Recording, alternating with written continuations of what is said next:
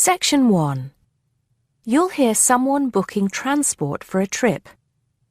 First, you have some time to look at questions 1 and 2.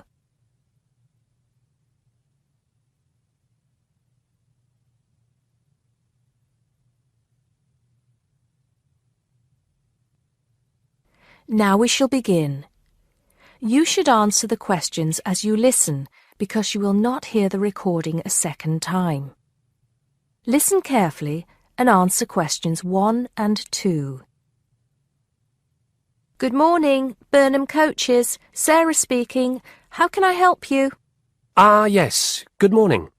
I'm a teacher at the Down Language School. We have a bit of a problem, and I was wondering if you could help us out. What is the problem exactly? Well, we normally take our students on an excursion at the end of their course. But unfortunately, the coach firm we normally use has let us down. It seems they've gone out of business. I'm sorry to hear that. I suppose you are looking for a replacement. Well, yes. We won't need a very large coach, actually. There will be 30 students and 4 teachers. So that's 34 in all. And what dates did you have in mind? The last Saturday and Sunday of this month. That's the 28th and 29th. The 28th and 29th. Does that mean you are planning to stay somewhere overnight? That's right. Actually, we want to do the same excursion that we do every year. We usually visit Stonehenge, Salisbury, and stay overnight in Bath. It's a historical tour, really. It sounds interesting. Let me just see what we have available. Oh dear, I'm afraid all our coaches are booked out for the 28th. It's the busiest time of the year for us, actually. I was afraid that would be a problem. But you have a coach available for the 29th? Yes, we do. And it's available for the 30th as well, if that's any help to you. I'm afraid not. Sunday is the last day. The students go home on Monday. I think we'll just have to change our plans a bit and leave out Salisbury. It's a shame, but I don't think we can fit in all 3 places in one day. So, you would like to book the coach for the 29th, visiting Stonehenge and Bath, is that right? Yes, I think so. Before you hear the rest of the conversation, you have some time to look at questions 3 to 10.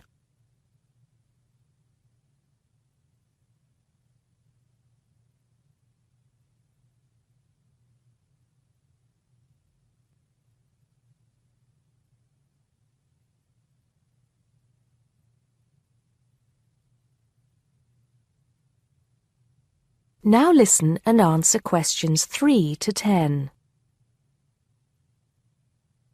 Right, I just need a few details, sir. OK. My name is Paul Scott. S-C-O-T? It's double T, actually. I'm sorry. And it's the Down Language School. Could you give me the address for that, Mr. Scott? Yes, it's Down House, Hill Street, Brighton. Do you need the postcode? No, that's not necessary, but I do need a contact number. Of course. The number for the school secretary is 01273 512 634. You can contact her if you need to speak to anyone. Right, and what time would you like the coach to pick you up? Well, I think we'll have to make an early start. Would 7:30 be all right? Yes, no problem at all. What time do you want to be back? Oh, any time between 10 and 11 will be all right. Not later than 11, though. Right, I'll make a note of that. 11 p.m. latest. There's just one more thing I need to know. Presumably, you'll be visiting Stonehenge first. How long do you want to stay there? Well, we normally stay about an hour. The main objective of the excursion is for the students to see the Georgian architecture in Bath, really. Yes, Bath is lovely, isn't it? I was there myself a couple of years ago. I thought the Royal Crescent was absolutely stunning. I hadn't realised how large it is. Well, I think that's all I need to know, Mr. Scott. Thank you for booking with us. Just a minute. There's one thing you seem to have forgotten. How much will this cost? Oh, I'm terribly sorry. I was thinking about Bath. Just bear with me a moment. Yes, it's a round trip of 300 miles and a total time of 16 hours for the driver. For a 45-seater coach, that will be a total of £500, including tax and insurance. Do we have to have such a large coach? There are only 34 of us. We don't have any smaller coaches, I'm afraid. Oh well. At least we won't be cramped for space. When do we have to pay? We require a 20% deposit to confirm the booking. I suggest that you do that as soon as possible, today if you can. The balance you can give to the driver if you're paying by cheque. Have the cheque made out to Burnham Coaches. I think that'll be all right. I will have to check this with the school accountant, but if all is well, I'll arrange for someone to bring you the deposit within the next 2 hours. That'll be fine, Mr. Scott. Well, thank you very much indeed. Goodbye. Goodbye. That is the end of section 1. You now have half a minute to check your answers.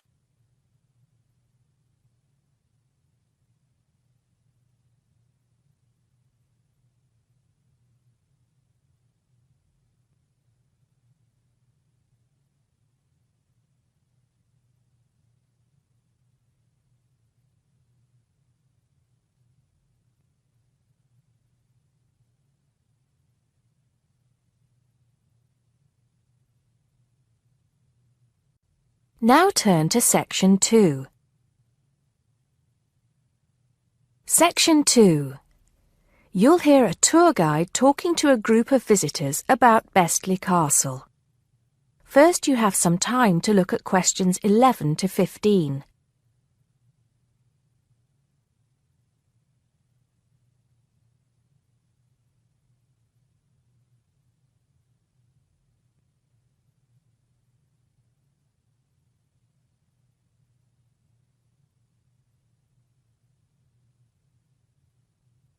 Now listen carefully and answer questions 11 to 15. Welcome to BESTLEY Castle. It's nice to see so many of you here today. Before we go in, I'd like to tell you some information about the castle, the things to see and do, and the facilities available to you in the grounds. We'll do our best to make this a truly memorable visit. Now, the castle grounds are quite big, and we don't want you to get lost, so I'm going to give you an idea of the layout. At the moment, we are at the entrance, and immediately to our left is the Tourist Information Office. Go here if you need any questions answered. They'll be happy to help. And of course, behind the tourist office is the car park where the coach dropped you off. And it'll also pick you up from the same spot at 5 p.m. today. In front of us are the water gardens. If you stroll through, you get to the North Bridge, which is the entrance to BESTLEY Castle. Take your time and enjoy looking around the castle. There's a lot of history steeped in those walls. As you leave the castle via the South Bridge, you'll be greeted with the sight of roaming deer. During the day, there will be scheduled feeding opportunities where visitors can get involved. However, we do request that you do not feed the deer outside these times. To the right of the deer park is the Castle Museum, and behind that is our award-winning restaurant. It's a relatively new addition to the castle grounds, but is fast gaining a reputation for its food. Alternatively, you can choose to dine in the picnic area on the other side of the deer park. It's perfect for the family as it's next to the kids' play area and homemade ice cream hut. We hope that on your way out, you'll pop into the gift shop by the exit for something to remember us by. Before you hear the rest of the talk, you have some time to look at questions 16 to 20.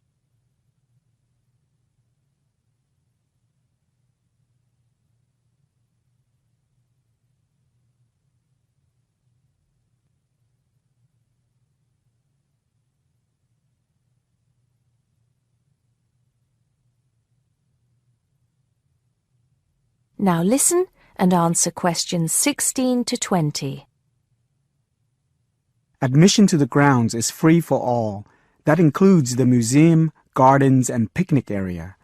There is an admission fee for the castle, which is £6.50 for adults, with a 10% discount for students and retired people. Children under the age of 16 pay half adult price, and under 8 go in free. There are many spectacular events throughout the year, and for most of them, there's also an admission fee.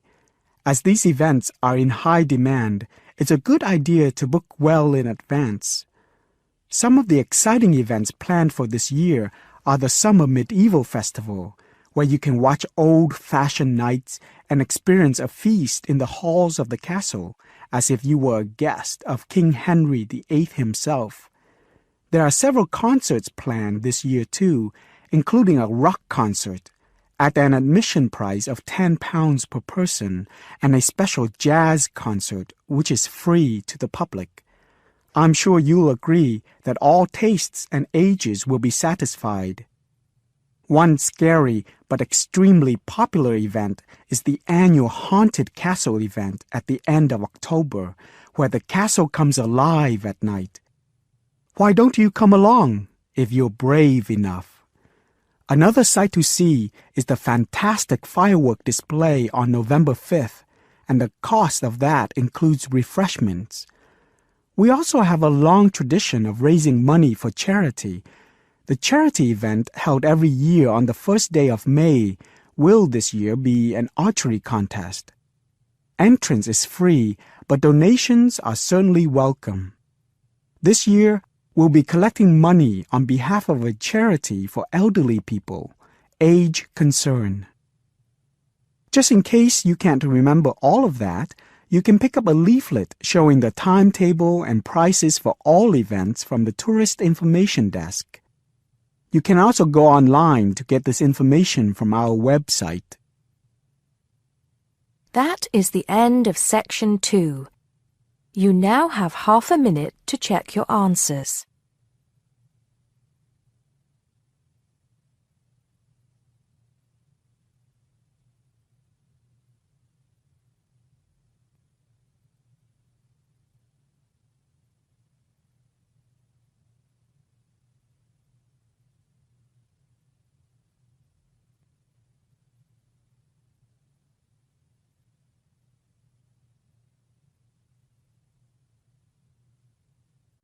Now turn to Section 3. Section 3. You'll hear 3 university students talking about a presentation which one of them has to give. First, you have some time to look at questions 21 to 24.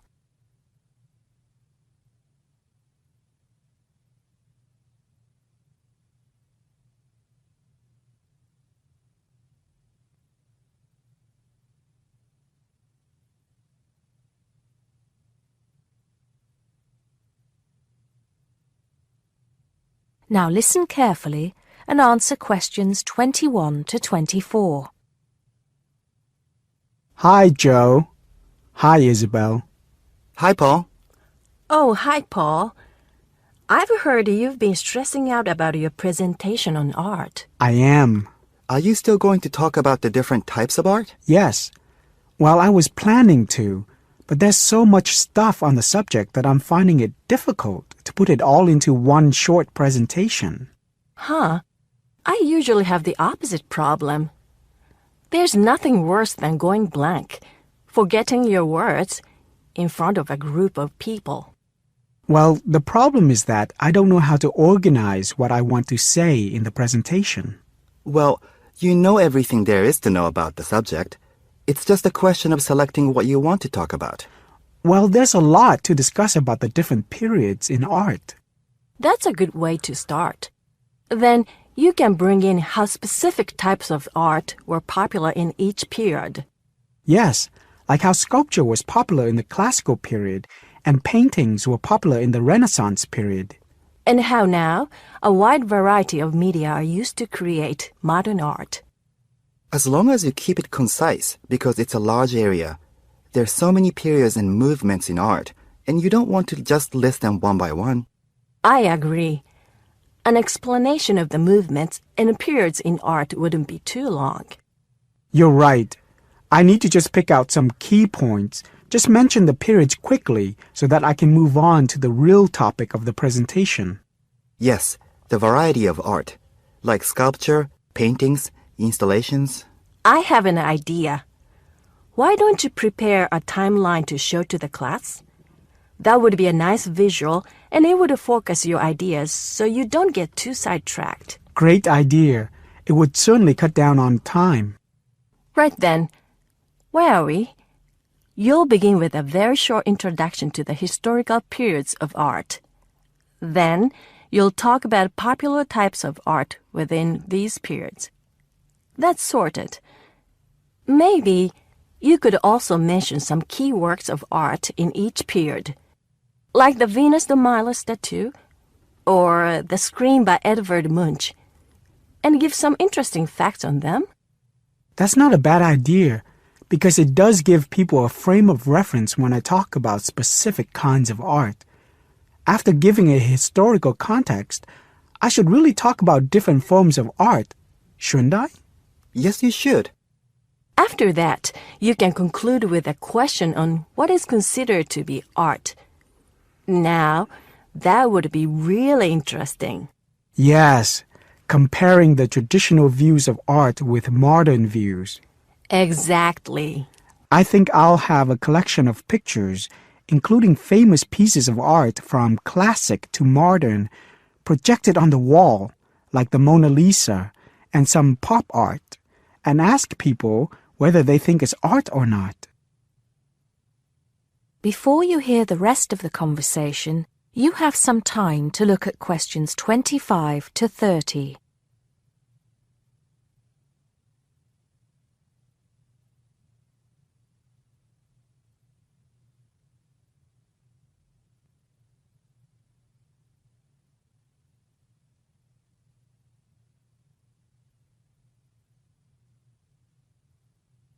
Now listen and answer questions 25 to 30.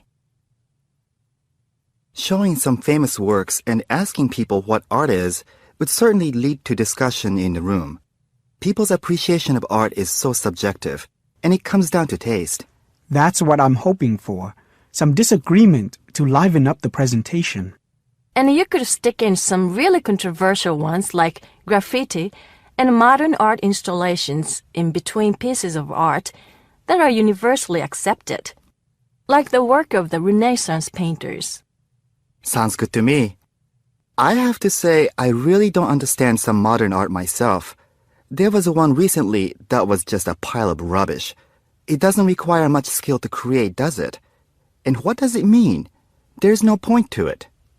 Actually, Joe, I like some modern art. It makes you look at the world in a different way. Artists now have the freedom to express themselves completely. Yes, but there is an idea now that anything can be art. I've heard of paintings being sold for large sums of money, which have been done by small children and animals. Now that's ridiculous. Oh, you could find one of those paintings and put it in your presentation, couldn't you, Paul? That would really be interesting. Well, Paul, what do you think? I like it. Just thinking. I'll need to do some more research to find pictures for the slideshow. Yes, we can help you. Can't we, Joe? Of course. If you go to the fine art section of the library, I'm sure you'll find everything you need. Just ask the staff and they'll give you access to a slide bank of hundreds of famous works of art. And if you still can't find what you're looking for, use the library computers to go online. There are lots of images on the internet. Of course, you'll need to use a search engine like Google, but it's dead easy. Thanks, guys. I'm feeling much clearer about the project. Your ideas have been really useful. I think I should end with a quote of some kind by a famous artist. What do you think? That's a good idea. Now let's go to the library and see what they have. That is the end of section 3. You now have half a minute to check your answers.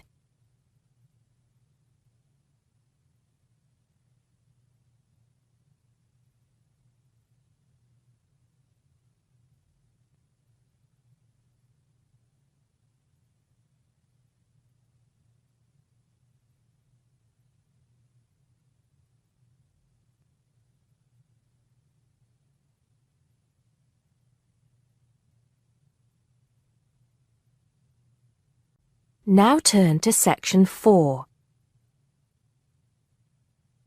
Section 4. You'll hear a man giving a lecture on nuclear fusion.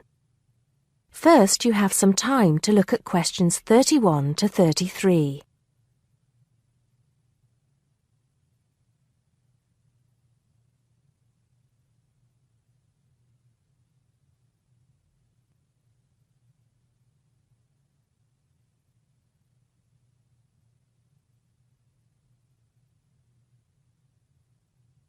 Now listen carefully and answer questions 31 to 33. I'd like to start by thanking so many of you for attending this, my first public lecture at this magnificent university. I'm going to be talking to you today about nuclear fusion. Before I proceed further, I would like to apologize on behalf of some of our newspapers for the sensationalist and hopelessly inaccurate articles that have been published on the subject over the years. I must confess that my own interest in the subject was actually stimulated by an article published more than 50 years ago in a popular Sunday tabloid with the impressive title, Power from the Sea. Today, most people would probably interpret such a title as an introduction to a discussion on the latest developments in renewable energy sources, such as wave technology or generating electricity from tidal flows.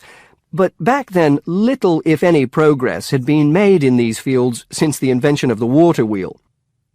As I recall, following coverage of the opening of the world's first commercial nuclear power station, more than 50 years ago now, at Calder Hall in 1956, the article promised that we would have limitless, almost free electricity within 10 years.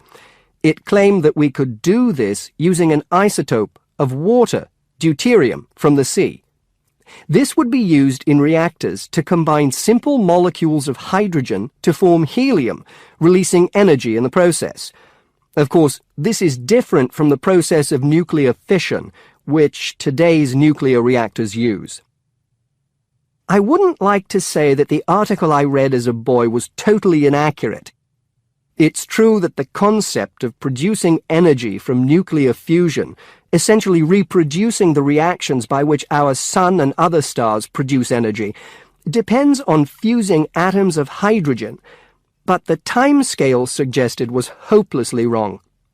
To this day, despite some very embarrassing false claims from scientists who should have known better, we have not been able to produce energy from nuclear fusion in a controllable way.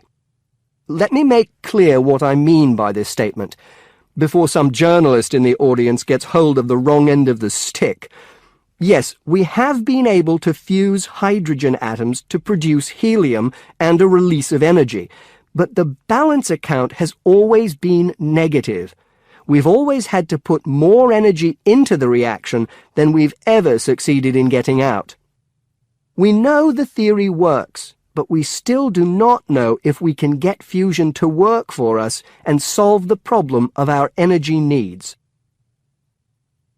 Before you hear the rest of the talk, you have some time to look at questions 34 to 40.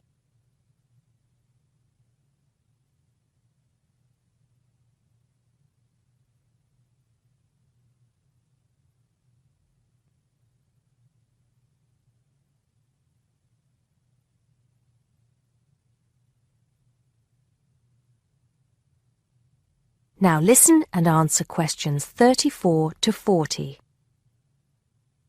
Here, I will briefly explain these problems before going on to give you a summary of the innovative ways being tested to overcome them. First of all, we have to try to understand the incredible physical conditions that exist inside a natural nuclear fusion reactor, such as the sun. To start with, we have to create temperatures never experienced on our planet. Indeed, if we had experienced the temperatures required, then our planet would never have formed. We have to generate temperatures of at least 100 million degrees Celsius in a carefully controlled environment before we can even hope to produce a fusion reaction. The problems are immense, but it can be done. Many of you will know that you can put your hand into a very hot oven and not get burnt, provided you do not touch any of the surfaces.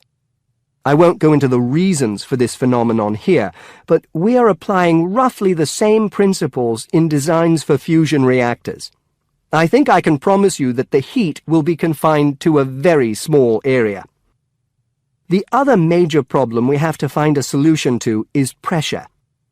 The pressures in a massive body like the Sun are vast, and this is what brings the hydrogen atoms into such close proximity to one another that they fuse into helium. We may not have to achieve the same pressures in a fusion reactor, but even so, it is a huge technological problem. What, then, makes me hopeful about the future of energy from nuclear fusion? Perhaps surprisingly, it is developments in laser technology. We can now use lasers to control the nuclear fuel pellets so that they remain suspended inside the reactor without touching the sides. Remember that these pellets are quite small, and because they contain atoms of deuterium and tritium, the two isotopic forms of hydrogen that can be used in these reactions, they are quite light. The lasers will also compress the fuel pellet to raise the pressure to that required to initiate the fusion reaction. Another, far more powerful laser will be used to heat the fuel pellet to the temperature required. This laser, if you like, will act as the trigger to start the reaction. Once started, it is hoped that the reaction will produce enough energy to maintain itself, and also that it will produce a surplus in the form of heat that can be used to produce the steam needed to drive turbines in order to generate the electricity the world needs. To give you some idea of how much energy we can produce, it has been calculated that just 1 kilogram of fusion fuel is capable of producing the same amount of energy as 10,000 tons of fossil fuel. I think you would agree that such an objective is worth working towards. I believe, and I am not alone in this, that nuclear fusion could supply the world's energy needs for centuries to come. That is the end of section 4. You now have